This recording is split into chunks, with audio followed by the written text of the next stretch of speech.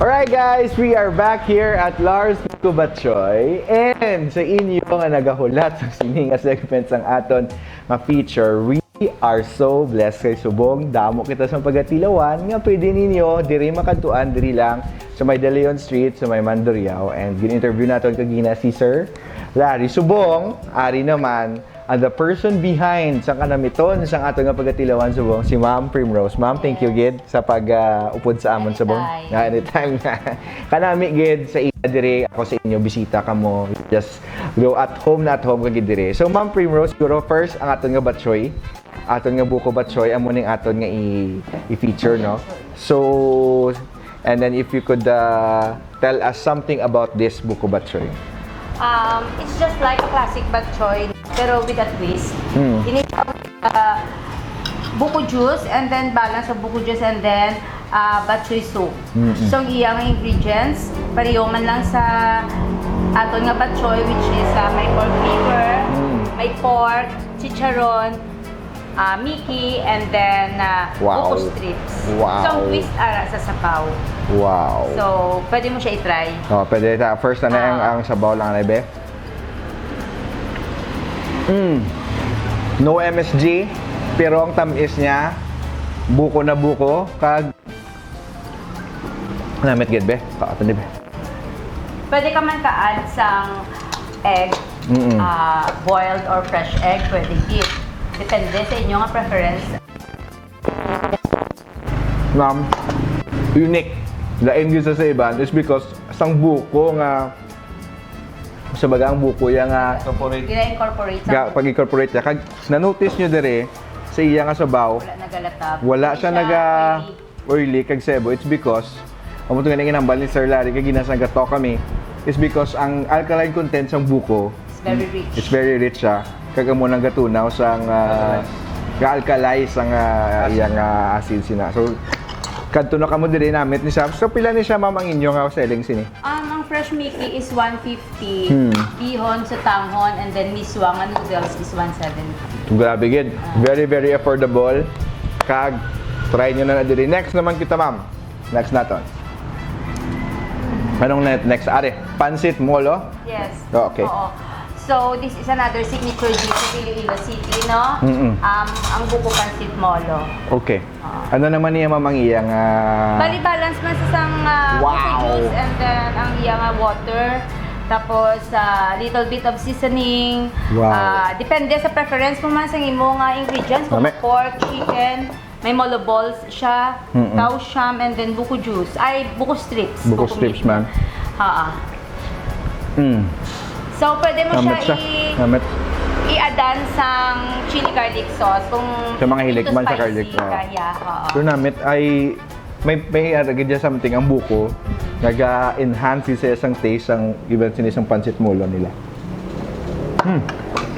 So tayo pila naman ni saya ma'am? 170. 170 lang. Tuwan nyo. May buko ka na. May buko ka na. May molo ka pa. May molo ka pa. No. Tama. Next. Next kita. This one is buko pansit gisado. Oh, pansit gisado pa gid. Nasa buko na naman. Oh, sige. Ano naman niya mamang special about sini sa pansit gisado? Butangan to sang gamay guro nga ano ni. Usual gisado, pero with a twist man sang buko. Ang iya nga, ang ginapakulo ko is may buko juice man siya. Ah, okay. So may buko juice man siya. Yes. Ay, abaw. Oh. May veggies, may fish ball, may sweet balls,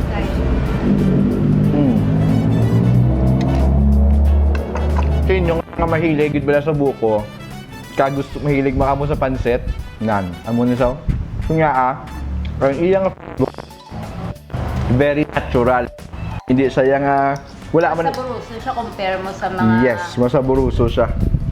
iban nga wala siya sa buko. Sabi no. So saan nyo naman niya ma'am discover ang pansit-gisado? Ano lang siya ng dough experiment lang. Kasi pero naman open. Ano pag hindi pwede? Kaya amo lang ni with for ano lang kami for this lang kami. For this lang ka ma. Ano pag kita pwede dugang na marami damo pag. So siya research tapos gina-incorporate. Gani kay Biskan ang ilang nga ilang nga pansit molo is very very unique. Grabe gid. Abi ko gani ang kantoan din naman sa batsoy lang, but with this pancit molo, pancit gisado, may ara ka mo options. Example sa inyong hindi hilig sa sabaw ya, you could have this. And then last. Buko lumi. Uy! Lumi na naman. Buko lumi. Okay. Ano naman ni saya Ma'am Primrose ang sa This buko one, lumi? ano siya, with buko strips. With buko strips With na buko siya. strips. Tapos may lumpia siya, no? Ang soup niya is Continuous. balance man sang buko and seasoning. Yung mga ingredients niya. Though, Pare, pareho nakauta. siya sa buko Batangas lumi. Oh, mas may hara sa Batangas. So, hindi na kamo guys mo pa Batangas. So, though, Ari na uy!